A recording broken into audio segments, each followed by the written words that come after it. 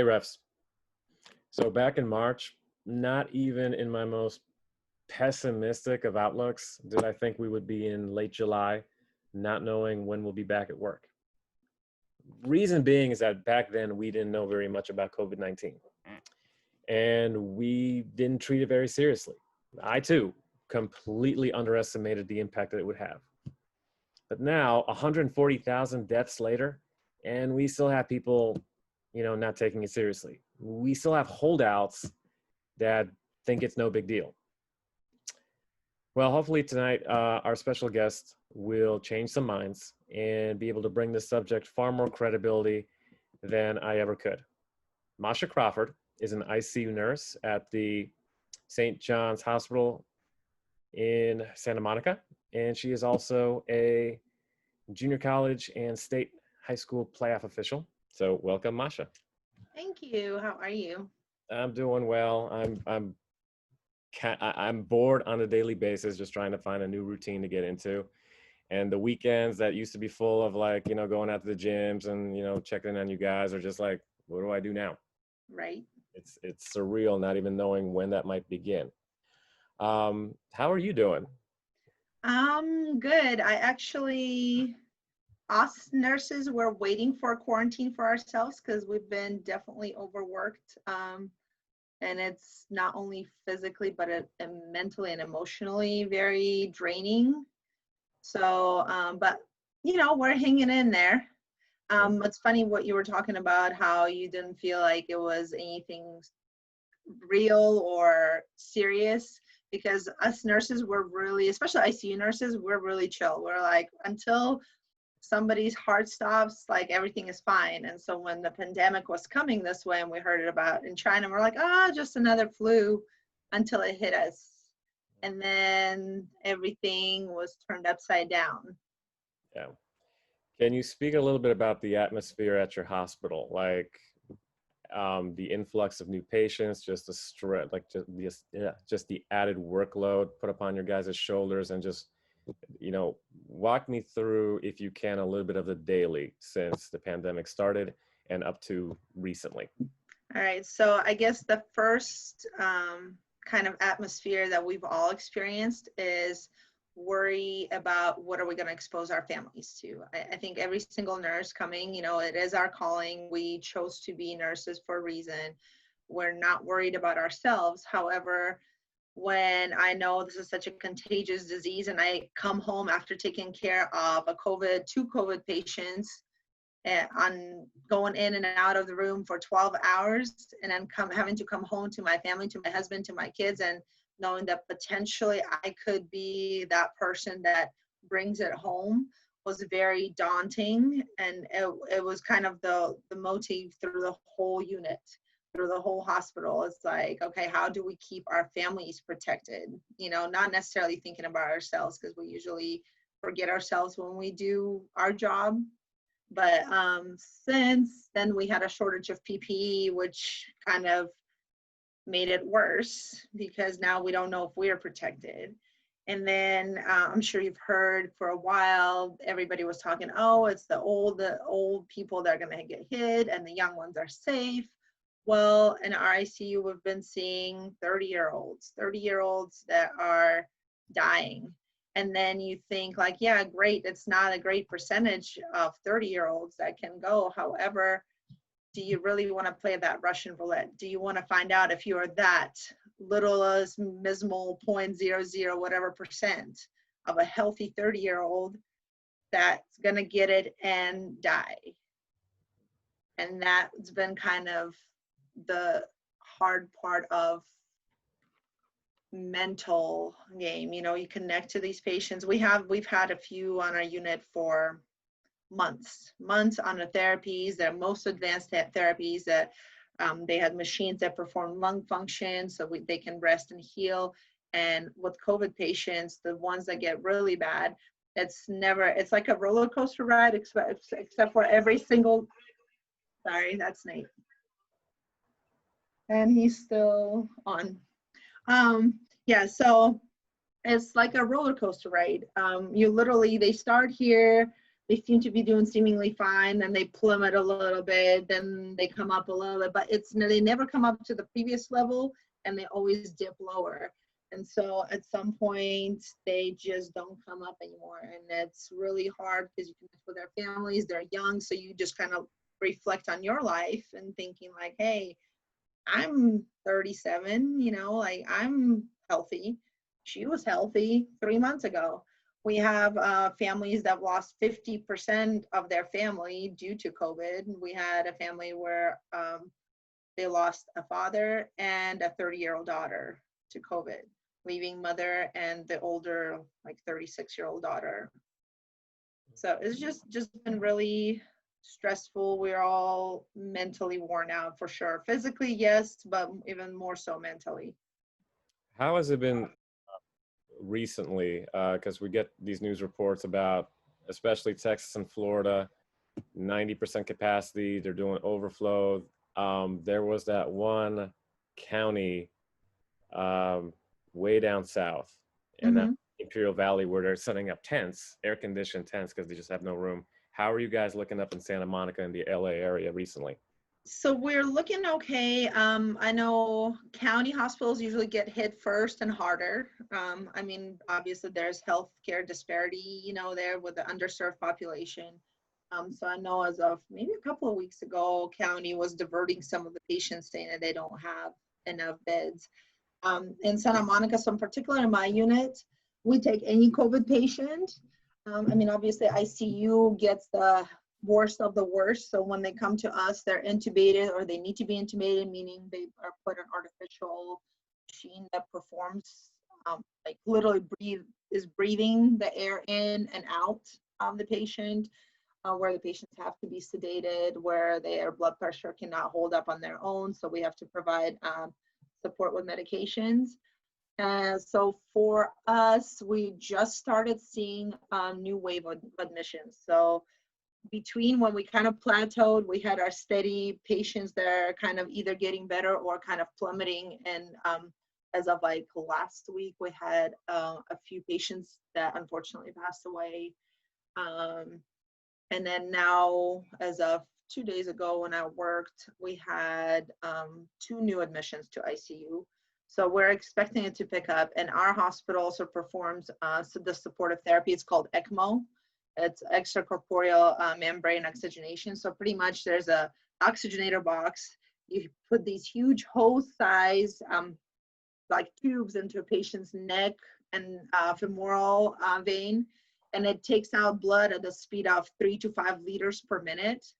Takes it to this box that actually pushes oxygen in and takes CO2 out, so then your lungs don't perform that function. Because also the people that we're seeing that get better, they're requiring lung transplants. So when we talk about COVID, it's not just, hey, am I going to survive and am I going to die? It's what disabilities am I going to be left with once I make it out of the hospital? I had one of the patients, he was a dentist, middle age, like 50, yeah, early 50s.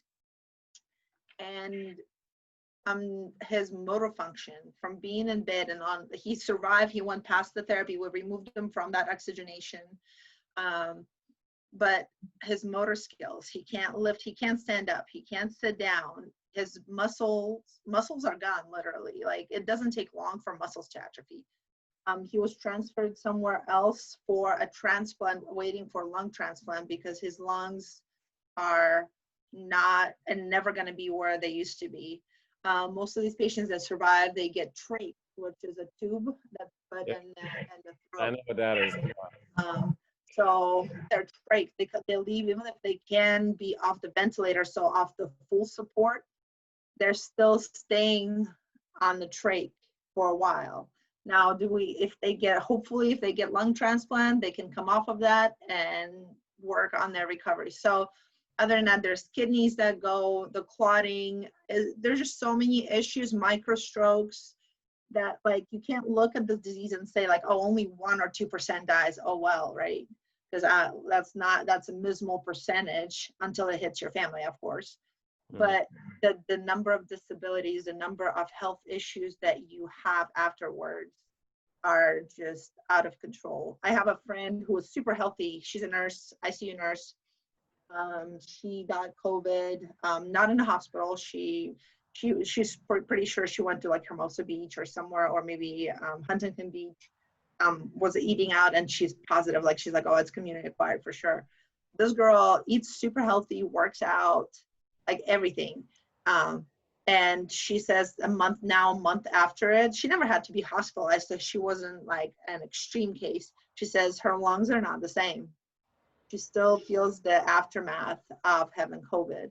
So whether you are going to be that easy asymptomatic person, however that can infect anybody else around, who is going to be either suffering the long-lasting effects of surviving COVID, or the unfortunate ones that pass away. Like, this disease is definitely nothing to play with. Yeah. And funny that you mentioned, what was that, Nate? Yep. Sorry. So funny that you mentioned Huntington Beach, because when I do Postmate routes, because I got to do something with my time and make a little extra change. When I deliver to Huntington Beach, that place just does not give two Fs. It's like you got certain pockets. Irvine treats it super seriously. I mean, if you don't have a mask, everybody looks at you funny. Newport's kind of in the middle. And then Huntington's like, whatever, man, we'll live forever. They don't care. They're having parties at the bar. What can we do as, referees and just as general community, just to make your workload a little lighter and just do our part to help this pandemic, curb back down so we can eventually get back to normal living? Because it's July and there's literally no end in sight here. What can we do? What would you recommend as a medical professional? So I think like it's definitely, us, we're always going to be there. It's not about us having a lighter load. Yes, does it help? Yes, but it's more about everybody looking to be a benefit to the community. Not just looking out for yourself and being like, oh, I'm young, I'm okay, but being mindful of everybody else around us. That egotistical approach should definitely not be the one with this disease.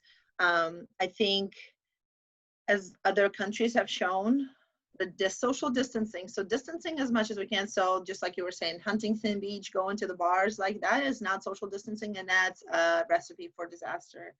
I would say mask wearing, you're protecting yourself and you're protecting everybody else around you from yourself. And if we have mutual respect, it's not that complicated to do.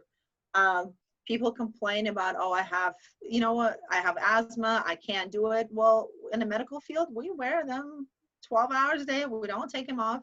And no, we are not suffering from any breathing issues because of wearing masks. And the ones that do have history of asthma, that are nurses, but are also not struggling. And beyond wearing a simple surgical mask that's recommended for like general population, when we wear our N95s, which are a little harder to breathe in, we're still okay. Yeah. So I think mask wearing would be probably the first thing to do. And then just kind of staying in your little nomads, your little group that you are living with, and kind of keeping distance from everybody else. Whether you meet up and it's a 6-foot, hey, let's hang out and talk at a distance, which is acceptable, but just being mindful where you are and how you do things. I think that is probably a number one to do to prevent the spread and slow it down at least. Because I think there's a point to this. It's not like you really have to be isolated by yourself at home. You can spend time with your family because, you guys, at least in the family unit, everybody knows where everybody's been and they can, take certain precautions. But for you to just jump out into, again, the bar scene where you got people who knows where you've been, I mean, you kind of got to treat it a little bit like an STD. You just don't want to go out with everybody. Right. Well, and that's funny because like I tell Nate often, I'm like, there's some friends, I see their Instagram posts and then they go out and they party, and I don't trust that. So it's like, almost choose your friends wisely, the ones that you want to hang out with, because you don't know what they're doing, and ultimately could they be that asymptomatic person bringing it to you. Or Yeah. could they be bring it to their family because they decided to hang out, you know? And then obviously there's cases where people are super vigilant, and that one time that they dropped the ball, that one time they decide to go to a party, that one time they decide to be a little more lax, that's the time when it gets them. And so I think that would definitely help. But as far as refereeing is concerned, it's funny because Nate and I worked like 2 games. It was for like Latino basketball league, and it was probably the most uncomfortable 2 games I've had. It was great to officiate, but you know, it still felt like it was too close. Everybody was too close, and it wasn't safe. So I myself was like, I'm not ready to be out there like this, because the players obviously don't wear a mask, and the temperature checks, even though yes, that's great something, but once again, if we talk about asymptomatic people, what are you weeding them out? No, you're not later. All right. Well, Masha, stay safe out there. Thank you so much for talking with us.